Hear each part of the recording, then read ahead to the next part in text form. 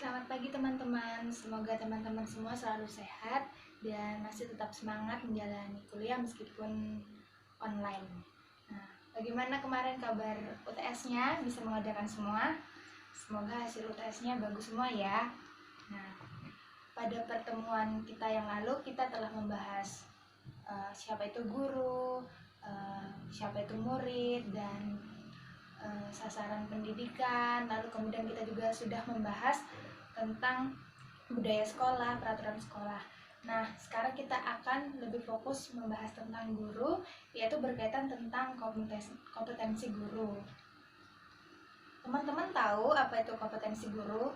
Kompetensi guru itu adalah perpaduan antara kemampuan personal, keilmuan, teknologi, sosial, dan spiritualitas yang membentuk kompetensi standar guru.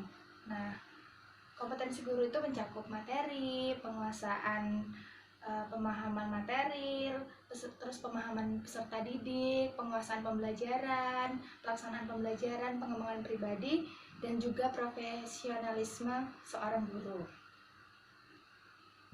Nah, menurut undang-undang ada 4 kompetensi guru, yaitu 1. Pedagogik, 2. Kepribadian, 3. Sosial, dan 4. Profesionalisme. Nah, apa sih kompetensi guru yang termasuk dalam cakupan pedagogik itu? Yang pertama, dalam cakupan pedagogik kompetensi guru itu memahami peserta didik. Lalu yang kedua itu merancang pembelajaran. Yang ketiga, melaksanakan pembelajaran dan akhirnya dapat mengevaluasi pembelajaran. Memahami peserta didik adalah guru harus memahami keadaan situasi peserta didik, mampu melakukan pendekatan kepada peserta didik, dan merancang pembelajaran sebelum proses pembelajaran dimulai. Itu guru harus mampu merancang pembelajaran, kemudian melaksanakannya, dan akhirnya mengevaluasi hasil pembelajaran yang telah dilaksanakan. Yang kedua adalah kepribadian. Nah, kepribadian ini mencakup kemampuan personal yang mencerminkan bahwa guru itu memiliki kepribadian yang baik, dewasa, santun, bijaksana, yang nantinya bisa diteladani oleh para murid karena guru menjadi contoh bagi para murid-muridnya. Lalu yang ketiga adalah sosial. Sosial ini kemampuan guru untuk berkomunikasi secara sosial dan bergaul, baik itu dengan rekan kerjanya, sesama guru, ataupun juga dengan muridnya, serta staf tenaga kependidikan lainnya, wali murid, orang tua, masyarakat sekitar juga. Dan yang keempat adalah profesional, yaitu penguasaan materi pembelajaran secara luas. Misalnya nih, teman-teman fokus kepada pendidikan biologi, jadi teman-teman profesional terhadap materi pembelajaran biologi. Teman-teman harus menguasai materi itu secara luas dan mendalam. Lalu, teman-teman tahu kita sekarang memasuki, kita itu adalah generasi Z ya, yaitu generasi yang akrab dengan media digital atau sering juga disebut dengan generasi era digital.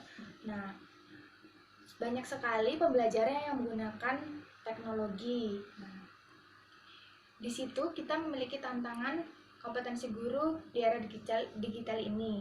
Nah, bagaimana sih seorang guru dapat memanfaatkan ilmunya, kemampuannya untuk mengaplikasikan pembelajaran di era digital ini? Nah, perubahan-perubahan itu semakin terasa ya. Kita belajar menggunakan laptop, menggunakan LCD, lalu juga kita kuis secara online, menggunakan aplikasi, dan lain-lain. Itu salah satu kemampuan dari kompetensi guru yang dapat dimanfaatkan di era digital ini, lebih memanfaatkan teknologi. Nah, menurut Susanto, terdapat 7 tantangan guru di abad ini, khususnya di era digital. Yang pertama itu adalah teaching in multicultural society, mengajar di masyarakat yang memiliki beragam budaya dengan kompetensi multibahasa. Nah, guru itu setidaknya mampu memahami bahasa yang digunakan sehari-hari ataupun bahasa-bahasa lain yang bisa ia kuasai, karena sekarang banyak peserta didik yang beragam, baik itu dari macam suku daerah dan juga mungkin bahasa asing, jadi guru dituntut untuk lebih menguasai bahasa. Lalu yang kedua adalah teaching for the contraction of meaning, yaitu mengajar untuk mengkonstruksi makna. Nah, guru itu mampu mengkonsepkan konsep pembelajaran yang nantinya akan diterapkan kepada siswa. Jadi guru harus merancang konsep pembelajarannya sebelum ia akan menjelaskan kepada para siswanya. Teaching for active learning, yaitu mengajar untuk pembelajaran aktif. Guru dituntut untuk memberikan pembelajaran secara komunikatif yang dapat mengajak siswa untuk terlibat secara aktif di kelas. Lalu yang keempat adalah teaching and technology, mengajar dengan teknologi. Nah, ini yang paling penting yang sekarang banyak dilakukan oleh para guru maupun dosen dalam proses pembelajaran, lebih memanfaatkan teknologi yang ada. Teaching with new view about abilities, mengajar dengan pandangan baru mengenai kemampuan. Jadi guru itu tidak hanya terpaku pada satu pengetahuan, tetapi ia mau membuka dirinya untuk belajar lebih lagi sehingga ia dapat memiliki pengetahuan baru. Yang keenam adalah teaching and choice, mengajar dan pilihan. Dan yang terakhir adalah teaching and accountability, mengajar dan akuntabilitas. Jadi guru itu harus memanfaatkan waktu dengan sebaik-baiknya dan belajar mengajar dengan sepenuh hati dan totalitas. Nah, kita akan bicara tentang pendidikan dalam situasi terkini. Teman-teman tahu kita sekarang sedang mengalami semua dunia, tidak hanya Indonesia, sedang diserang oleh wabah virus corona. Teman-teman tahu kita belajar online ini karena adanya dampak dari virus corona itu. Meskipun belajar di rumah, tetapi bagi guru yang mengetahui kemampuannya, dia sudah memiliki kompetensi guru yang baik, lalu ia tahu bagaimana guru dapat mengajar dengan kreatif, tentu hal itu tidak akan menjadi masalah. Guru bisa memanfaatkan teknologinya, lalu cara-cara belajar yang lain, yaitu melalui kelas online atau daring. Nah, dampak virus corona ini semakin luas dan melumpuhkan hampir seluruh aktivitas tatap muka manusia, termasuk sekolah ditutup, universitas ditutup, dan semua diubah menjadi kelas online. Nah, akibatnya banyak adaptasi yang harus dilakukan dalam metode belajar dan pembelajaran.